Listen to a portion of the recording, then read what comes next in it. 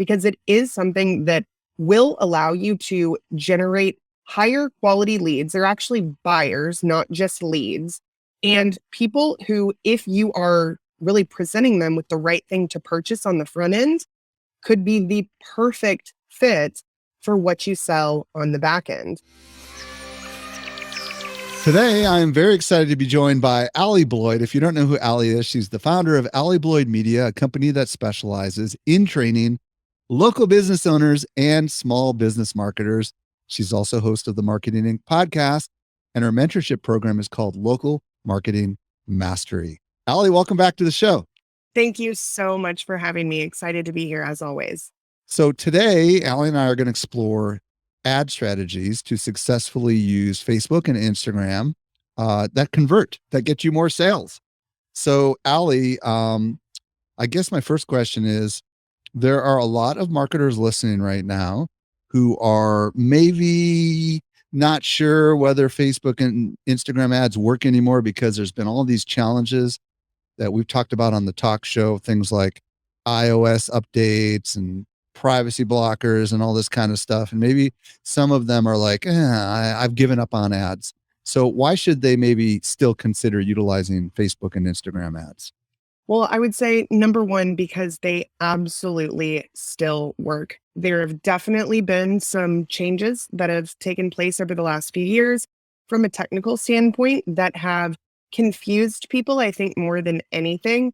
But there are solutions for those things. But I think the benefit of that is that a lot of advertisers have actually pulled out of the platforms because they either don't have the knowledge or the ability to implement some of those changes, or at least think that they don't. And so they've just kind of thrown in the towel. That leaves a huge opportunity for the businesses who are still advertising on these platforms.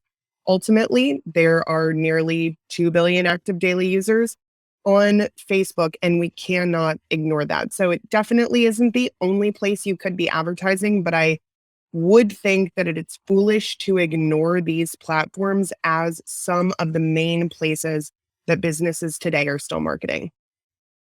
Okay, so what I'm hearing you say is, hey, there have been, it's true, there have been some advertisers that have left the platform. Does this mean the cost have gone down, or is there still more than enough demand for ad space on the platform that the costs have not gone down? I'm just curious what your thoughts are on that. I think it ultimately depends. Costs haven't gone down across the board, but if you're advertising well, if you're doing it the right way, you can still see very low, very, very doable cost for leads and purchases. Your customer acquisition costs can still be really, really strong. But again, it's not something where you can just throw up an ad and expect lower cost because some people have pulled out. There's still a tremendous number of businesses that are advertising on these platforms. So you've still got to be approaching it the right way, doing it strategically. You absolutely have to have those technical steps implemented correctly to be able to see results, because that is probably the number one thing that is holding people back right now. If you don't have some of the pixel related steps implemented in the right way, your pixel will not be getting smarter. You will not be able to find people to convert on your ads, which is going to drive your cost up.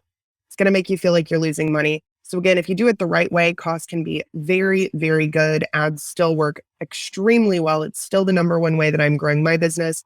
And all of the businesses that I'm working with are still using this as a primary marketing tool. So plenty of opportunity. You just have to be a little bit more methodical in the way that you approach it. Thank you for that. When we were preparing for this interview, we came up with 3 different strategies that convert, and we're going to go through them one at a time. I want to start with this 5-day challenge. At a macro level, introduce it. What is a 5-day challenge? And then I'll have some more questions about like how it works and who ought to use it and all that fun stuff. Yeah, absolutely. So 5-day challenges are one of my favorite marketing strategies. And this is something that can be used by so many different types of businesses.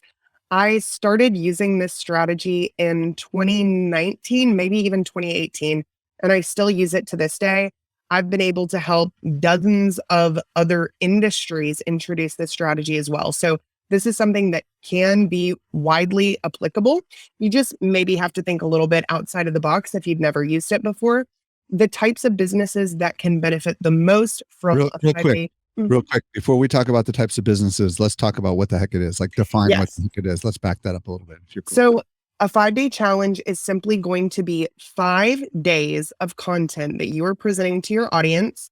And you are not just teaching them, you are giving them tasks to accomplish.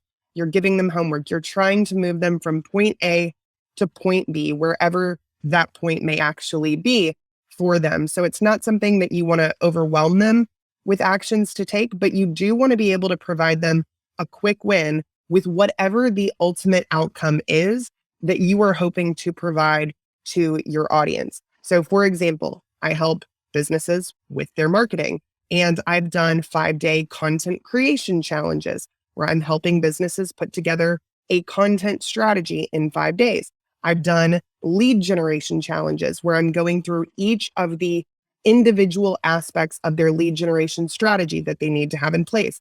So I've done a lot of different styles of challenges, but it all centers around helping them better understand and plan for their marketing so that by the end of the 5 days, they're in the right mindset to take that next step on that bigger thing that I can ultimately help them with.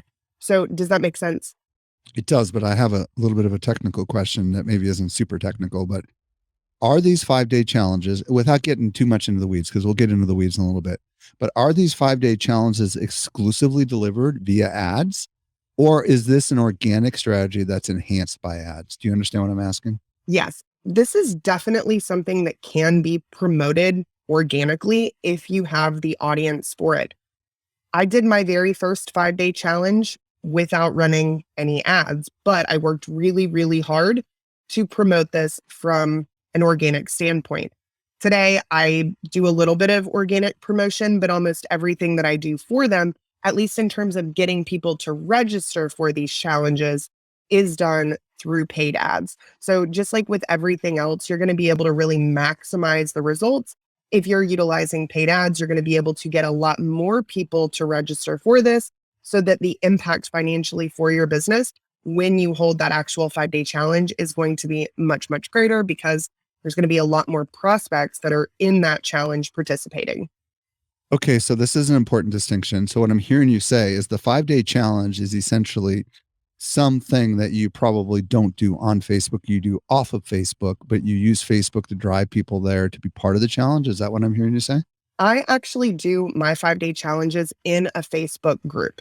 You don't have to do them in a Facebook group, but I think there is 100% a benefit to doing it there because this is one more place that you can communicate with your prospects and your leads without having to continue to pay for it.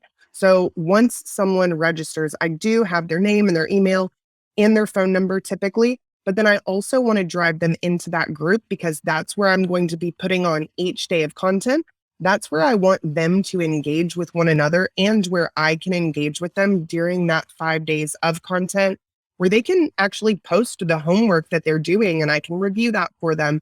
So it really becomes this two-way communication channel, which I think makes this strategy pretty special and unique because there are not a ton of other marketing strategies that allow your prospects to communicate so closely with you before they actually begin working with you.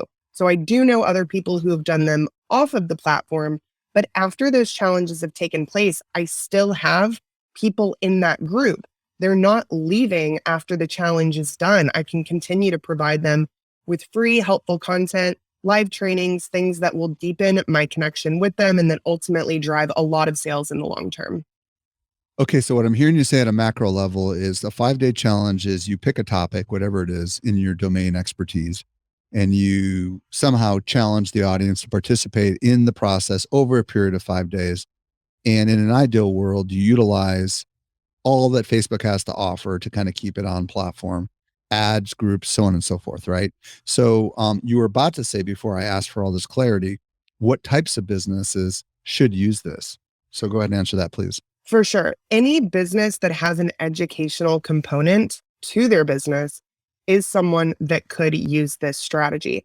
I do think that traditionally, people who are in the coaching space have used this strategy a little bit more heavily, but it's absolutely not limited to coaching whatsoever. Coaching becomes a natural fit for this because the audience has to actually be willing to take action themselves. And in services that are 100% done for you, I think a lot of people think, well, my audience isn't going to want to do any of this themselves. They want to hire someone to do it for them, or product based businesses may not really think that this is a fit. But that's definitely not the case. There are a lot of product or done for you service based industries that can, in fact, use this strategy. This is where you really need to be thinking outside of the box a little bit. So, if you were a business that is not a done with you service provider, you really need to be thinking about what are the steps that my audience would want to take that simply show me that they have this need or this desire. And maybe it's the planning stages of something that you actually help them implement. Or maybe it is something related to your business that isn't actually about your product. So maybe if you sell something like vitamins and supplements, you're not going to be doing a challenge focused around vitamins and supplements, but you might be doing a challenge that's focused on helping them improve their health. So people who are committed to improving their health are likely going to be the right type of person to be open to buying health related products such as vitamins and supplements. So you really just need to find that right fit in terms of the content. But if you are someone who does work with your audience to actually help them achieve that outcome, it becomes very, very easy to see who would, in fact, be a good fit for what you offer, because they do have to be willing to show up and take some sort of action. So you will find that the people who are in these challenges are often a lot more committed to making a change, whatever that change may be. And ultimately, it should be the thing that you help them with. And because of that, you're really able to show them through the course of those 5 days that you have this strong expertise, that you are the right person to work with them through whatever their challenges may be. And they're going to have this really strong sense of trust by the time that challenge is over. So it makes the decision to take the next step pretty easy. From an ads perspective, are we advertising directly to a Facebook group, or what are we doing? Like help everybody understand how they can use an ad to get someone into a 5-day challenge. Yeah. So the way that I typically run these is I'm going to be promoting this challenge through my ad. These are usually going to be conversion focused ads. So I want someone to register for this free 5-day challenge. I have seen people do paid 5-day challenges, and it would ultimately work exactly the same. I choose free because I can get a lot more people to register and a lot more people in those groups, and they convert at a really high rate as is. So I don't need to necessarily charge up front for that. So I'm doing a conversion focused ad to get someone to register for this 5-day challenge. Once they are clicking on that ad, they're taken to a landing page, and I am going to ask them for their name, their email, and their phone number, which is optional. But I do get a ton of phone numbers through those landing pages, and that is to remind them when we're going live each day. And I'm doing that through text message. So that's actually a really, really important part of executing this as effectively as possible. After they register Real quick. What service do you use for the landing page, and what service do you use for the telephone, for the text messaging communication? So I use a system called High Level, and this does my landing pages, my email, my text message, really almost everything I need to execute the back end of this system. Okay, cool. So on the second page of my funnel, I'm then going to present them with the opportunity to take the next step. And for me, that's scheduling a call to see how I can help them with their marketing. I usually have a video on that page that's going to say something like, hey, obviously you are really excited to learn about X, Y, and Z. I'm so excited that you signed up for this challenge. You're going to get some information to your inbox in just a second. You're going to need to check that, join the group where this challenge will take place. But if you've already tried to do some of this on your own and you know that you need a little bit of extra help, love to talk to you about it. You can go ahead and schedule a call with somebody on our team, so we can see, what the best option is for you. So we get a ton of people to go ahead and schedule calls before that challenge even begins. And we make a lot of the revenue from that challenge before the challenge even starts. So that's something that a lot of people have a misconception about. They think they have to wait until that challenge begins to start promoting whatever their core offer is. But you want to go ahead and do that right away while they're in the frame of mind to be thinking about the challenges that they're dealing with and the ways in which they need help. So once they sign up, I am going to give them the link to that Facebook group. I'm going to make it really, really clear that this is where that challenge will be taking place, that they're going to need to request to join that group before the challenge starts. Otherwise, they're not going to have access to that challenge content. And then I'm going to continue to send them reminders leading up to that challenge start date, making sure that, number one, they just stay engaged with me. And number two, making sure that they absolutely do know that the group is where they need to join to participate. And also, I can send them additional resources or links to worksheets that they can use as they go through this challenge. Wow. I mean, so yeah. It sounds a little bit involved, I guess, but it's really not super complicated, especially once you run the first challenge, because you're going to just rinse and repeat the same system over and over again. The one thing that you do have to be willing to do for this type of strategy is show up live once a day for 5 days. And some people are not willing to do that. But truthfully, I think that it is very well worth it. That's the reason I've continued to utilize this strategy for the last 4 years. And it's actually been a really big part of growing my business over time. The only downside is that it is more of a live strategy. And so you just have to be willing to do that, whether it's once a month, once a quarter, a couple of times a year, however frequently you want to do it. But I do think that once you see those results, you're going to want to do it as often as you can because it really works and it continues to work. Well, and what I like about this is obviously with the Facebook and Instagram ads, you can totally target this to the right audience, right? I mean, that's absolutely. Because you could try to just post this and hope people go in there, or you could pay to advertise to get people really into there. I love this. So this is the first, folks. We got 2 more. Okay. Our second one is a low ticket tripwire. Define what the heck that is first, and then we'll talk about like what kind of businesses can use something like this. Yeah. So a tripwire is something that is designed to get someone to make a small initial purchase, which will then lead them through your funnel and allow them to make additional purchases or upsells, but also just kind of open their wallet to you, which makes them far more likely to buy from you either then or in the future.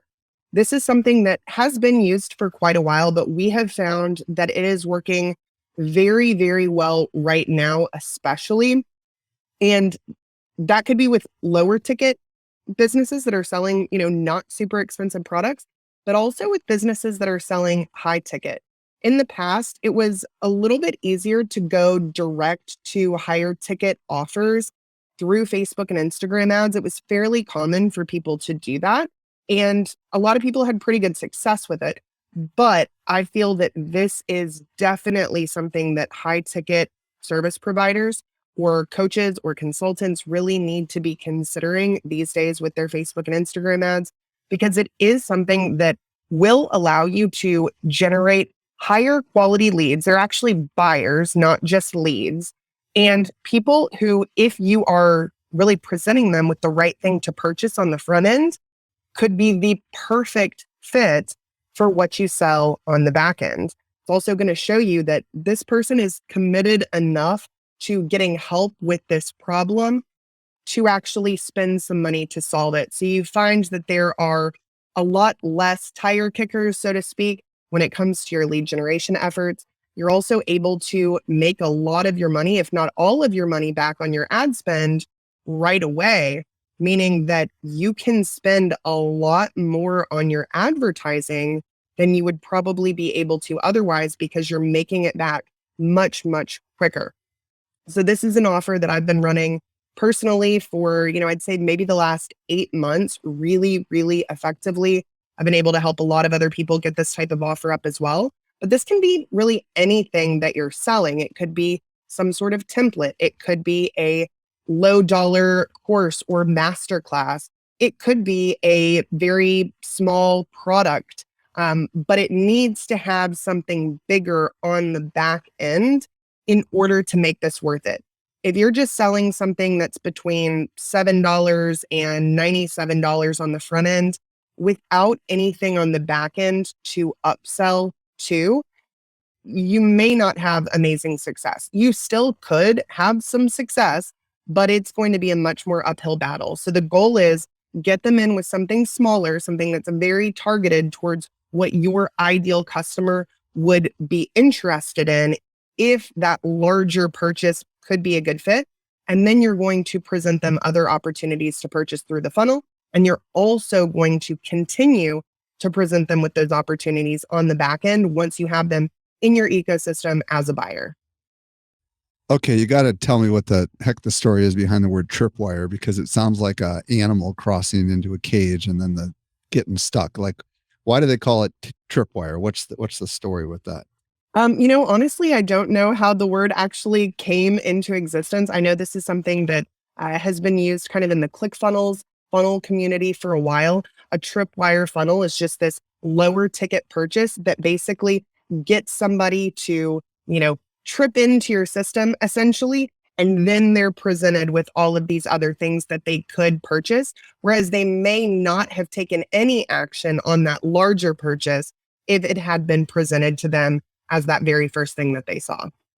I used to work in retail. I worked at a company called Sharper Image, which only some of the gray hairs would know what that is. But they and I even worked at Sears, which I don't think is around anymore. And they would have these things called loss leaders, which would mean that they would advertise really inexpensive, for example, refrigerators that they're not going to make any money on, with the goal to get people into the store. And once they got into the store and started talking to a salesperson, the hope would be that you would upsell them to one of the more expensive refrigerators. It sounds like a similar concept, except in this case, they're buying something that is more of a sample or a small piece of a bigger puzzle that's being solved. Is that kind of accurate? It is, but you're right. This is a perfect example of a loss leader offer. And loss leaders are incredibly powerful. There are different ways to execute them in terms of the type of funnel that you're using. Some of them will be more of an opt-in style funnel, and some of them will be more of a purchase style funnel. So this is an example of something where they are making that initial purchase. So for instance, I have 2 master classes that are running right now with this strategy. They're $47. They are extremely valuable in their own right. Somebody does not have to buy anything else to get great value from them. But I also have order bumps when they check out for templates. So social media graphic templates and ad copy templates and content creation resources. And then I also have upsells after the fact. So one of them is my local lead generation masterclass. So I've got a Facebook ads for small business course that is at a discounted price if they go ahead and buy it right then. So people will go into that funnel just for the $47 local lead generation masterclass. But I have a huge percentage of buyers who end up spending $158 on that initial purchase because they take those order bumps and then they spend $297 after that. So I have a lot of people who end up spending $500 right then and there without ever initially intending to, but it's because I have the right offers being presented to them that are the right match for what they need. And otherwise, they probably would not have taken action on a $500 package if it was presented to them in the newsfeed. So on top of that, a ton of these buyers go on to join my mentorship program or to work with me in a larger way. So I recently ran the numbers on both of these masterclasses. The ROI on them on the back end was enormous. So one of them is breaking even on the front end, which is great. That means I can really spend as much money as I need to on advertising. I know I'm not going to lose any money.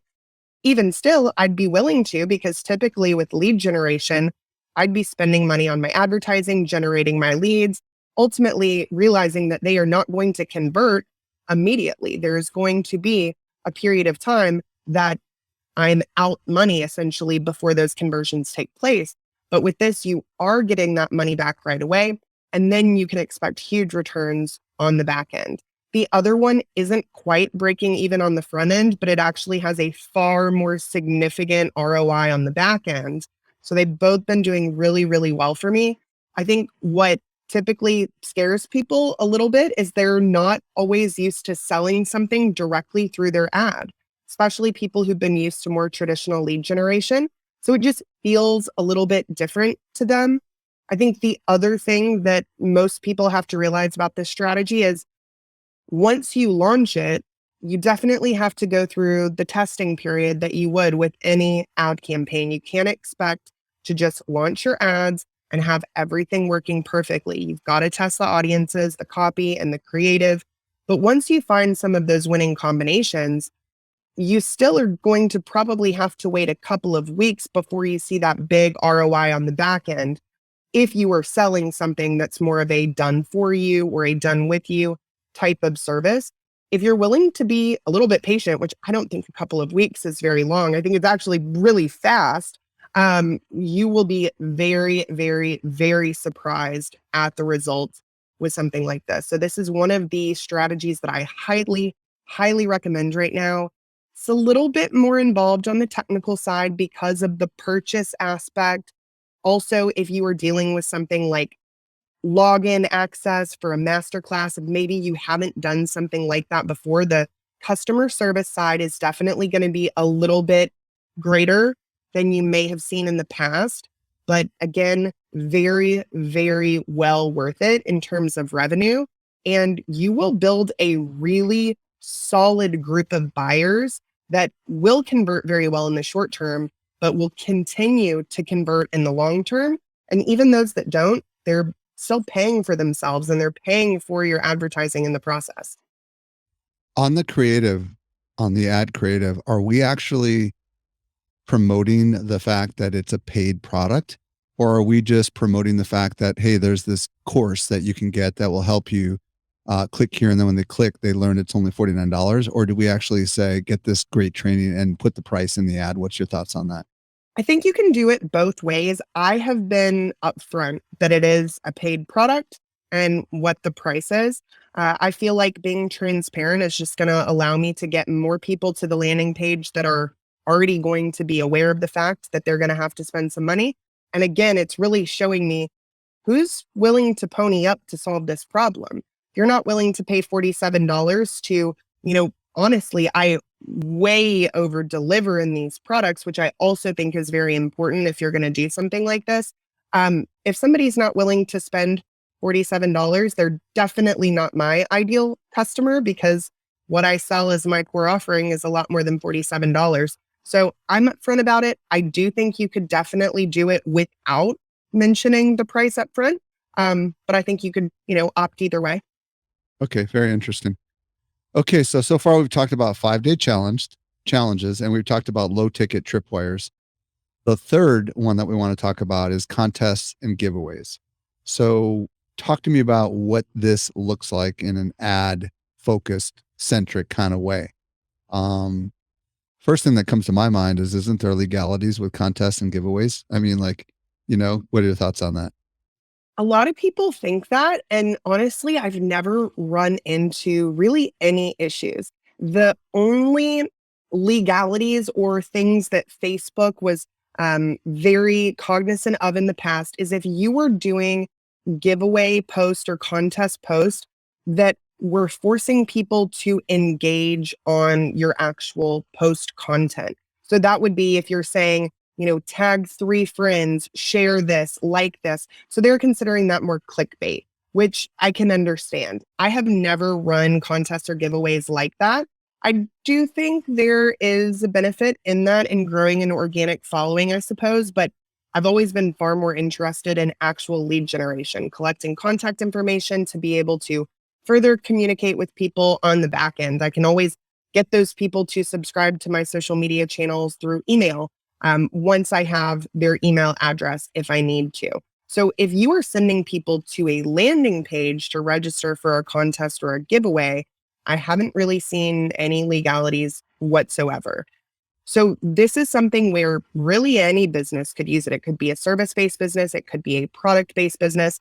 You could do a free or a paid giveaway. So I have done them and seen them done both ways. So we'll talk a little bit about both formats and what the differences are there.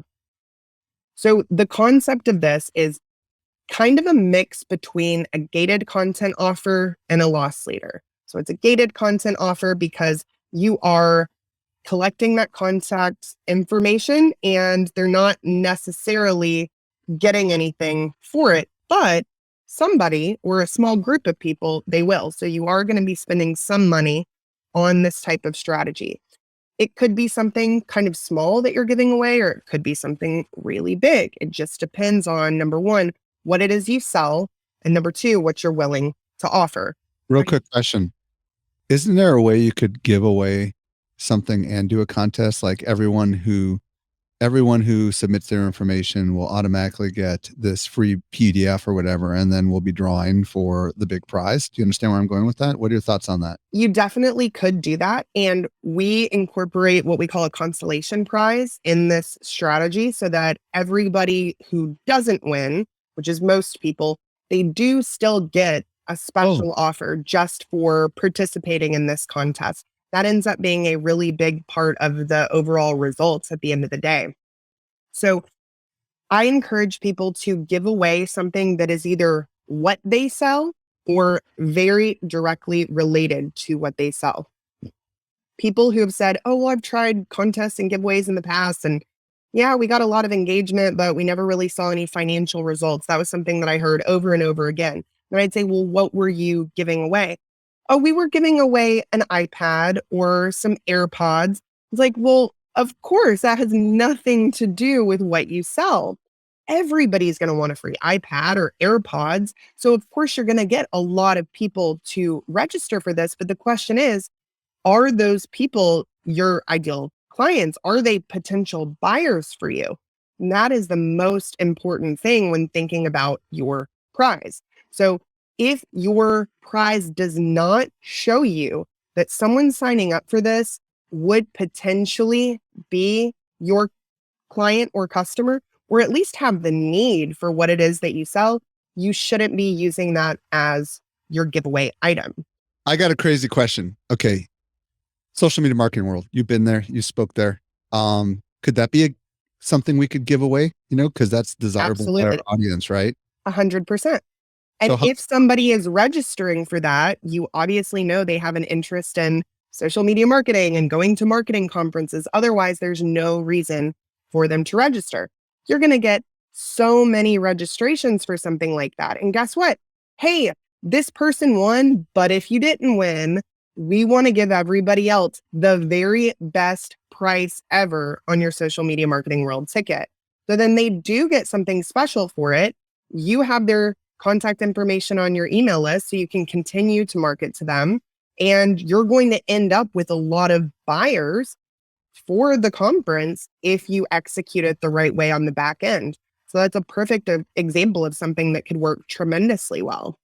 what are some other examples, different kinds of industries or whatever that could use? I mean, is there any limit to what could be done with this? I don't think so, honestly. I think it's a really great one. The limit is only what someone is willing to do. I think fear holds people back in so many different ways. They're too scared to give away a big prize or a really great prize, or they're too scared to spend money advertising a free contest without someone saying, I can guarantee that you're going to make 3 times return on investment on this. And the truth is, just like with anything else, you're not going to know until you try. And your ROI is only as good as the way that you are executing the strategy. So you do need to do it correctly. But I've used it for orthodontists. I had one of my students actually won a ClickFunnels 2 Comma Club award with this strategy. He sells horse fencing. And this was an example of him incorporating the paid giveaway option in here as well. So it's kind of a mix of that low ticket tripwire that we just talked about with this contest and giveaway. So he had his giveaway where he's giving away a lot of horse fencing or maybe a horse trailer, like a really amazing prize. it's something that only people who have horses care about. And that's his goal. If you don't have horses, you're not his customer. He then has a store of swag for his business. It's hats, t-shirts, very basic stuff that any business could have that just has their logo on it and some sayings, things like that. So every dollar that somebody spends in their store is one entry into the contest. So the more you spend, the more entries that you have. In order to make that work, you obviously have to have a really appealing prize, which he had. So he was able to make his money back on the front end of his advertising, also get apparel with his brand all over it out into the hands of these people. So again, even the people that don't win, they're still going to be putting on this hat or putting on this shirt, thinking about his brand and business. And then when you have this live announcement, which is how you want to do it, you don't just want to draw somebody and send it out in an email. You want to make a big deal about the winner. So we have people going into a countdown campaign. It's reminding them when the contest is ending and when you're going to do that live drawing. He actually had a third-party sweepstakes company, do the drawings to make sure that everyone knew it was fair. I don't think you have to do that. I think it's great if you want to, but that's what he chose to do. But I encourage everyone to do a Facebook Live or an Instagram Live, however you want to do that, for this drawing. And you're actually turning it into a little mini webinar. People will show up to that live because they will want to see if they won, especially if the prize is good. And you don't want to come right out and do the drawing. You really want to build this up first. So you want to start by making sure that you kind of go into your origin story and you talk about how passionate you are about what you do. You really play on the pain points or the desires that your audience is experiencing related to what it is they want or you do or sell. Then you want to talk about the consolation prize before you do the drawing, because you want to make sure that everybody who's on there hears it while they're still on. And if you go ahead and announce the winner, anybody who didn't win, they're going to be gone. So I've actually stayed on one of these for about an hour because I wanted to see if I won. I actually signed up for my students contest because I wanted to win the horse fencing. And I stayed on partially to listen to how great he did, but you do want to hear if he wins. So you're very unlikely to just bounce and leave. So you say, hey, we know that everybody who signed up for this obviously has a really important reason for wanting to do this. So why don't you drop a comment and tell us how much this means to you? And so I've done this with orthodontic treatment as well, too. Like, people will pour their heart and soul out and tell you how much this means to them. Same thing with my student with the horse fencing. People were opening up about, how their horse has been boarded for years, and this would allow them to bring their horse to their own property and get to see it and care for it every day. And, it was very emotional. So part of that you can use for your copywriting. I mean, that is just great copy to be able to pull from. But people are really talking themselves into how much they want this, even if they don't win. And then you're going to let them know, we know that not everybody's going to be able to win this today. So we wanted to do something really special for everybody who is not able to do it. So right here today, for the next 48 hours or however long you want to make that deadline, if you go ahead and take action on this, this is the very special offer that we put together for you, in case you were not that lucky person who did win. People will take advantage of that offer. You will also have a ton of opportunities just in the comment section to sell to people, to book appointments, or to get people to make those purchases. You'll also get a lot of people who didn't sign up for the contest to watch that. They're just seeing it in their feed. And you can boost that live video from your phone even after you start it so that it goes out as far as possible while you're actually on. And, it also really can deepen ties within your community. People love when others give back. So the orthodontist that runs this strategy, people were just so complimentary of the fact that he was willing to give somebody free orthodontic treatment. Anytime you're giving away something of value, people feel really good about that in relation to your business. So it's got a lot of positive benefits. But then you're going to go ahead and you're going to announce that winner. The people who don't win, you're going to make sure you reiterate how they can take advantage of that special offer. Then in your follow up, you're going to link to that live video. So you're still not going to blast out the name of the person who won because not everybody is going to be on that live video. You want to make sure that everybody watches that and sees that consolation prize offer, but then you're going to put them into a drip campaign that goes through the consolation prize, has a countdown timer on it, all that good stuff, and leads them back to that special offer. And then you can really just rinse and repeat on that as well. This is something you can do every month if you want to. I've had people that this is the core of their marketing strategy.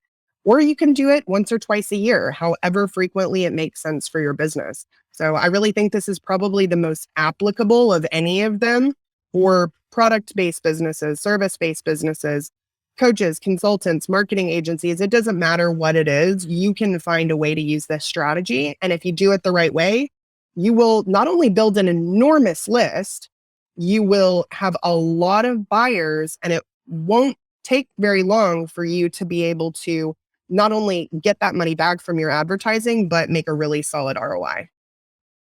Allie, I can tell you right now, there are people that are saying, holy crap, I need to show this to my boss. I need to show this to my clients. I need to listen to this again. Wow, wow, wow. That was freaking amazing. If people want to reach out to you on the socials, do you have a preferred platform? And then also if they want to check out your website, where do you want to send them? Yeah, absolutely. So my website is alliebloydmedia.com. And you can find me on Facebook, Instagram, YouTube, or you can check out my podcast, Marketing Inc. Big Ideas for Local Business. I would love to connect with you anywhere that is the best fit. And I really hope that everybody listening found value in one of these strategies and that you don't just listen, you actually implement and you take action and you see what a huge difference even just one of these strategies could have in your business, because I've used them all. I've helped people use all of them in a ton of different industries. And I promise you, they can work so very well. And not just on these platforms, but you can utilize them in a lot of different ways. And for folks that are listening only, Allie is spelled Allie because there's other ways to spell Allie, right? Yep. Allie, ALLIEBLOYD. Allie Bloyd, thank you so much for coming on and sharing your thoughts with us. Yes. Thank you so much for having me, Mike, as always.